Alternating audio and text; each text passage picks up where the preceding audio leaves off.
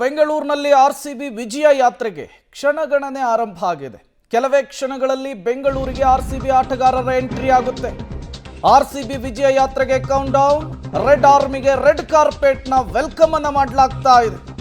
ಸಂಜೆ 4 ಗಂಟೆಗೆ ವಿಧಾನಸೌಧದ ಮುಂಭಾಗದಲ್ಲಿ ಅದ್ಧೂರಿಯಾದಂತಹ ಕಾರ್ಯಕ್ರಮ ಇದೆ. ವಿಧಾನಸೌಧದ ಗ್ರ್ಯಾಂಡ್ ಸ್ಟೆಪ್ಸ್ನ ಮೇಲೆ ಗ್ರ್ಯಾಂಡ್ ಆಗಿ ವೆಲ್ಕಮ್ ಮಾಡಿಕೊಳ್ಳೋದಕ್ಕೆ ಸಿದ್ಧತೆ. ಆರ್ಸಿಬಿ ಆಟಗಾರರನ್ನ ಸಿಎಂ ಸಿದ್ದರಾಮಯ್ಯನವರು ಇವತ್ತು ಸನ್ಮಾನಿಸಲಿಕ್ಕಿದ್ದಾರೆ. ಆ ನಂತರ ವಿಜಯ ಯಾತ್ರೆಯಲ್ಲಿ ಆರ್ಸಿಬಿ ಆಟಗಾರರು ಭಾಗಿಯಾಗ್ತಾರೆ. ಸಂಜೆ 6 ಗಂಟೆ ಅಷ್ಟೊತ್ತಿಗೆ ಚಿನ್ನಸ್ವಾಮಿ ಸ್ಟೇಡಿಯಂನಲ್ಲಿ ಅದ್ಧೂರಿ ಕಾರ್ಯಕ್ರಮವನ್ನು ಹಮ್ಮಿಕೊಳ್ಳಲಾಗಿದೆ. ಅನ್ಬಾಕ್ಸ್ ಇವೆಂಟ್ ಅನ್ನೇ ಹೇಗೆ ಮಾಡ್ತಾ ಇದ್ರು ಅನ್ನೋದನ್ನ ಇಡೀ ಜಗತ್ತು ನೋಡಿದೆ. ಇವತ್ತು ಕಪ್ಪು ಸಮೇತ ದೊಡ್ಡ ಮಟ್ಟದ ಕಾರ್ಯಕ್ರಮ ಹೇಗಿರಬಹುದು ಅನ್ನೋದು ಸದ್ಯಕ್ಕಿರುವಂತಹ ಕುತೂಹಲ. ಇನ್ನೇನು ಕೆಲವು ಕ್ಷಣಗಳಲ್ಲಿ ಆರ್ಸಿಬಿ ತಂಡದ ಸದಸ್ಯರು ಬೆಂಗಳೂರಿಗೆ ಎಂಟ್ರಿ ಆಗ್ತಾ ಇದ್ದಾರೆ. ತವರಿಗೆ ಎಂಟ್ರಿ ಆಗ್ತಾ ಇದ್ದಾರೆ ಕಪ್ಪಿನ ಸಮೇತ. ಎಲ್ಲರ ಒಂದು ಹೆಮ್ಮೆ ಆರ್ಸಿಬಿಗೆ ಇವತ್ತು ಒಂದು ಇಲ್ಲಿಂದ ಪ್ರಾರಂಭ, ಅವರ ಏನು ವಿಕ್ಟ್ರಿ ಒಂದು ಮಾರ್ಚ್ ಇದೆ, ಇಲ್ಲಿಂದ ವಿಧಾನಸೌಧದಿಂದ ಪ್ರಾರಂಭ ಆಗ್ತಾ ಇದೆ. ಇದು ಒಂದು ಬಹಳಷ್ಟು ಐಕಾನಿಕ್ ಮತ್ತು ಚಾರಿತ್ರಿಕವಾದ ಒಂದು ಕಟ್ಟಡವಾಗಿರೋದ್ರಿಂದ ಇಲ್ಲಿಂದ ಪ್ರಾರಂಭ ಮಾಡೋದಕ್ಕೆ ಇಚ್ಛೆ ಪಟ್ಟಿದ್ದಾರೆ. KSCA ರೆಪ್ರೆಸೆಂಟೇಟಿವ್ಸ್ ನಮ್ಗೆ ಕೇಳಿದ್ದು, ಈಗ ನಾವು ಅವ್ರಿಗೆ ಮಾನ್ಯ ಮುಖ್ಯಮಂತ್ರಿಗಳ ಆದೇಶದಂತೆ ಪರ್ಮಿಷನ್ನು ಸಹ ಕೊಟ್ಟಿದ್ದೇವೆ. ಸುಮಾರು we are expecting team at 4 ಗಂಟೆಗೆ ಬಂದು ಇಲ್ಲಿ ನಂತರ ಅವ್ರಿಗೆ ಒಂದು ಸಣ್ಣ ಒಂದು ಫೆಸಿಲಿಟೇಷನ್ ನಾವು ಮಾಡಬೇಕು ಅಂತ ಯೋಚನೆ ಮಾಡಿದ್ದೀವಿ ಕರ್ನಾಟಕ ಸರ್ಕಾರದ ವತಿಯಿಂದ. ಸೊ 4 ಗಂಟೆಯಿಂದ ಮಾನ್ಯ ಮುಖ್ಯಮಂತ್ರಿಗಳು, ಮಾನ್ಯ ಉಪಮುಖ್ಯಮಂತ್ರಿಗಳು ಇಲ್ಲಿ ಹಾಜರಿದ್ದು ಆ ತಂಡವನ್ನು ಬರಮಾಡಿಕೊಂಡು ಮುಂದಿನ ಕಾರ್ಯಕ್ರಮಗಳನ್ನು ನಡೆಸಬೇಕು ಅನ್ನೋದು ಒಂದು ಆಶೆ ಇದೆ. ಈಗಾಗಲೇ ಎಲ್ಲ ಸಿದ್ಧತೆಗಳನ್ನು ಮಾಡ್ಕೊಳ್ತಾ ಇದ್ದೇವೆ.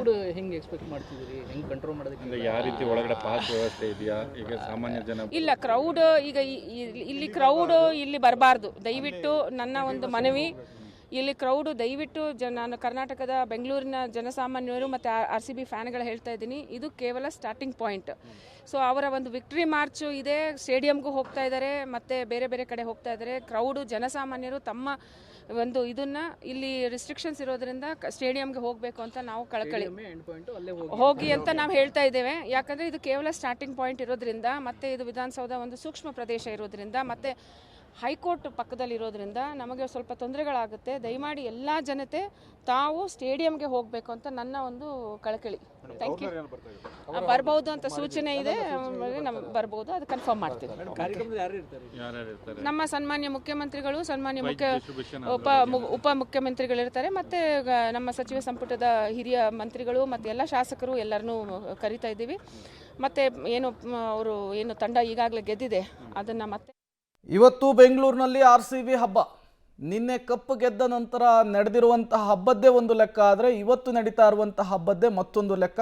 ಅದಕ್ಕೆ ಬೇಕಾದಂತಹ ಸಿದ್ಧತೆಗಳಾಗ್ತಾ ಇದೆ. ಇನ್ನೇನು ಕೆಲವೇ ಕ್ಷಣಗಳಲ್ಲಿ ಆರ್ಸಿಬಿ ಟೀಮ್ ಕೂಡ ಎಂಟ್ರಿ ಆಗ್ತಾ ಇದೆ. RCB ಟೀಮ್ ಬಂದ ಬಳಿಕ ಅವರಿಗೆ ಯಾವ ರೀತಿಯಲ್ಲಿ ಸನ್ಮಾನವನ್ನು ಮಾಡಬೇಕು, ಜೊತೆಗೆ ಅವರ ಓಪನ್ ಬಸ್ನಲ್ಲಿ ಹೋಗೋ ಸಂಬಂಧ, ಅಂದರೆ ಪೆರೇಡ್ ಏನಿತ್ತು ಆ ಪೆರೇಡ್ಗೆ ಸಂಬಂಧಪಟ್ಟಂತೆ ಎಲ್ಲ ರೀತಿಯ ಚರ್ಚೆಗಳು ಕೂಡ ಹಿರಿಯ ಅಧಿಕಾರಿಗಳ ಜೊತೆಯಲ್ಲಿ ನಡೀತಾ ಇರುವಂಥದ್ದು. ಇನ್ನು ವಿಧಾನಸೌಧದ ಗ್ರಾಂಡ್ ಸ್ಟೆಪ್ನಲ್ಲಿ ಸರ್ಕಾರದ ವತಿಯಿಂದ ಅವರಿಗೆ ಸನ್ಮಾನ ಮಾಡುವಂಥದ್ದು, ಅದಾದ ಬಳಿಕ ಅವರಿಗೆ ಒಂದು ಬಹುಮಾನದ ಮೊತ್ತವನ್ನು ಕೊಡುವಂಥ ವಿಚಾರಕ್ಕೂ ಕೂಡ ಒಂದಷ್ಟು ಚರ್ಚೆಗಳನ್ನು CM ಮತ್ತು ಅವರ ಟೀಮ್ನ ಜೊತೆಯಲ್ಲಿ ಮಾಡ್ತಾ ಇದ್ದಾರೆ ಅನ್ನೋದ್ರ ಬಗ್ಗೆ ಮಾಹಿತಿಗಳು ಸಿಗ್ತಾ ಇರೋಂಥದ್ದು. ಆದರೆ ಗ್ರಾಂಡ್ ಸ್ಟೆಪ್ನ ಮುಂದೆ ಪ್ರಿಪ್ರೇಷನ್ ಈಗಾಗಲೇ ನಡೀತಾ ಇದೆ. ಸಂಜೆ 4 ಗಂಟೆಯಿಂದ 5:05 ತನಕ ಈ ಕಾರ್ಯಕ್ರಮ ನಡೆಯುತ್ತೆ ಅನ್ನೋದ್ರ ಬಗ್ಗೆ ಮಾಹಿತಿಗಳು ಸಿಗ್ತಾ ಇರೋಂಥದ್ದು. ಆ ಹಿನ್ನೆಲೆಯಲ್ಲಿ ಇಲ್ಲಿ ಎಲ್ಲ ರೀತಿಯ ಸಿದ್ಧತೆಗಳು ಕೂಡ ಆಗ್ತಾ ಇದೆ. ಹಿರಿಯ ಅಧಿಕಾರಿಗಳನ್ನ ನೋಡ್ತಾ ಇದ್ದೀರಿ. ಜೊತೆಗೆ ಯಾವ ರೀತಿಯಲ್ಲಿ ಸಿದ್ಧತೆಗಳನ್ನು ಮಾಡಬೇಕು ಮತ್ತು ಅಭಿಮಾನಿಗಳಿಗೆ ಒಳಗಡೆ ಬಿಡಬೇಕಾ, ಒಳಗಡೆ ಬಿಡೋದಾದರೆ ಯಾವ ರೀತಿಯಲ್ಲಿ ಅವರನ್ನು ಪರಿಗಣನೆಗೆ ತೆಗೆದುಕೊಳ್ಬೇಕು, ಅಂದರೆ ಪಾಸನ್ನು ವಿಸ್ತರಿಸಲಿಕ್ಕೆ ಈಗ ಸಾಧ್ಯತೆಗಳಿಲ್ಲ. ಆ ಹಿನ್ನೆಲೆಯಲ್ಲಿ ಅಭಿಮಾನಿಗಳು ಒಳಗಡೆ ಬಂದರೆ ಅವ್ರನ್ನ ಯಾವ ರೀತಿಯಲ್ಲಿ ಒಳಗಡೆ ಬಿಡಬೇಕು, ಮತ್ತು ಅಥವಾ ಕೇವಲ ಸರ್ಕಾರ ಮಟ್ಟದ ಅಧಿಕಾರಿಗಳು ಮಾತ್ರ ಇರಬೇಕು, ಇದೆಲ್ಲದ್ರ ಬಗ್ಗೆ ಒಂದಷ್ಟು ಚರ್ಚೆಗಳು ಕೂಡ ನಡೀತಾ ಇದ್ದಾವೆ. ಬಹುತೇಕ ಇನ್ನೊಂದು 1-1.5 ಗಂಟೆ ಒಳಗಾಗಿ ಸಂಪೂರ್ಣವಾದ ಚಿತ್ರಣಗಳು ಬರ್ತವೆ. ಯಾರ್ಯಾರಿಗೆ ಒಳಗಡೆ ಬರಲಿಕ್ಕೆ ಅವಕಾಶ, ಈ ಸಮಾರಂಭವನ್ನು ನೋಡಲಿಕ್ಕೆ ಅವಕಾಶಗಳು ಯಾರ್ಯಾರಿಗಿದೆ ಏನೋ ಅನ್ನೋದ್ರ ಬಗ್ಗೆ ಕೂಡ ಒಂದಷ್ಟು ಚರ್ಚೆಗಳು ಕೂಡ ನಡೀತಾ ಇರೋಂಥದ್ದು. ಇನ್ನು ನೀವು ಈಗಾಗಲೇ ನೋಡ್ತಾ ಇದ್ದೀರಿ, ಇದು ಸರ್ಕಾರದ ವತಿಯಿಂದ ಮಾಡಿರುವಂಥದ್ದು. ಅಂದರೆ ವಿಧಾನಸೌಧದ ಒಳಗೆ ಅವರು ಬಸ್ ಬಂದ ಸಂದರ್ಭದಲ್ಲಿ ಈ ವ್ಯಾನ್ ಏನಿದೆ ಆ ವ್ಯಾನ್ನ ಒಳಗಡೆ ನಿಲ್ಲಿಸಿ ಯಾರ್ಯಾರು ಕ್ರಿಕೆಟ್ ಪ್ಲೇಯರ್ಸ್ ಏನಿದ್ರು, RCB ಟೀಮ್ ಏನಿತ್ತು ಆ ಟೀಮನ್ನು ಇದರೊಳಗಡೆ ಕರ್ಕೊಂಡು ಬರಬೇಕು ಅಂತೇಳಿ ಎಲ್ಲ ರೀತಿಯ ತಯಾರಿಯನ್ನು ಕೂಡ ಮಾಡ್ಕೊಳ್ತಾ ಇದ್ದಾರೆ. ಇನ್ನು CS ಶಾಲಿನಿ ರಜನೀಶ್ ಅವರು ಕೂಡ ಬಂದಿದ್ದಾರೆ. ಅವ್ರಿಗೂ ಕೂಡ ಒಂದಷ್ಟು ಎಕ್ಸ್ಪ್ಲೈನ್ ಅನ್ನು ಮಾಡ್ತಾ ಇರೋಂಥದ್ದು. ಯಾಕೆಂದರೆ ವಿಧಾನಸೌಧದಲ್ಲಿ ನಡೆಯುವಂಥ ಕಾರ್ಯಕ್ರಮ ಸರ್ಕಾರದ ಮುಖ್ಯ ಕಾರ್ಯದರ್ಶಿಗಳು ಆ ಹಿನ್ನೆಲೆಯಲ್ಲಿ ಅವರಿಗೆ ಎಕ್ಸ್ಪ್ಲೈನ್ ಅನ್ನು ಮಾಡಿ ಯಾವ್ಯಾವ ರೀತಿಯ ಪ್ಲಾನ್ಗಳನ್ನು ಮಾಡ್ಕೊಂಡಿದ್ದೀವಿ, ಸಂಜೆ ಎಷ್ಟು ಗಂಟೆಗೆ ಕಾರ್ಯಕ್ರಮ, ಎಷ್ಟು ತನಕ ಈ ಕಾರ್ಯಕ್ರಮ ನಡೆಯುತ್ತೆ, ಇದೆಲ್ಲದ್ರ ಬಗ್ಗೆ ಎಕ್ಸ್ಪ್ಲೈನ್ ಮಾಡಲಿಕ್ಕೆ ಅಧಿಕಾರಿಗಳು ಒಂದಷ್ಟು ಎಕ್ಸ್ಪ್ಲೈನ್ ಅನ್ನು ಮಾಡ್ತಾ ಇರೋಂಥದ್ದು, ಒಂದಷ್ಟು ಮಾಹಿತಿಗಳನ್ನು ಕೊಡೋಂಥ ಕೆಲಸಗಳನ್ನು ಕೂಡ ಮಾಡ್ತಾ ಇದ್ದಾರೆ.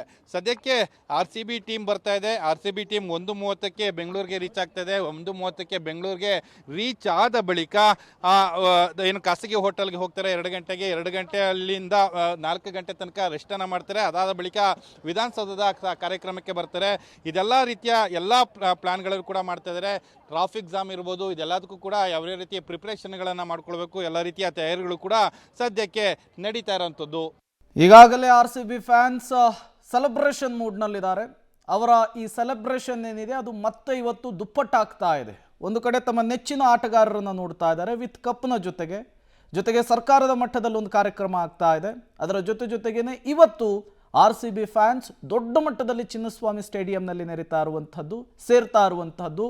ಇವತ್ತು ತಮ್ಮ ನೆಚ್ಚಿನ ಸ್ಟಾರ್ಸ್ಗಳ ಜೊತೆಗೆ ಕಪ್ಪನ್ನು ಪಡೆದಿರುವಂತಹ ಸೆಲೆಬ್ರೇಷನ್ ಕೂಡ ಜೋರಾಗುವಂತಹ ಸಾಧ್ಯತೆ ಇದೆ. ನೀವು ಕೂಡ ವಿಜುವಲ್ಸ್ ಅನ್ನು ಗಮನಿಸ್ತಾ ಇದ್ದೀರಿ. ಒಂದು ಕಡೆ ಗೃಹ ಸಚಿವ G. ಪರಮೇಶ್ವರ್ ಅವರು ಕೂಡ ಈಗ ವಿಧಾನಸೌಧದ ಆವರಣಕ್ಕೆ ಎಂಟ್ರಿ ಕೊಟ್ಟಿದ್ದಾರೆ. ಅಧಿಕಾರಿಗಳ ಜೊತೆಗೆ ಮಾಹಿತಿಯನ್ನು ಪಡೆದುಕೊಳ್ತಾ ಇದ್ದಾರೆ. ಬೆಂಗಳೂರು ಪೊಲೀಸ್ ಕಮಿಷನರ್ ಕೂಡ ಅಲ್ಲೇ ಇರುವಂಥದ್ದು.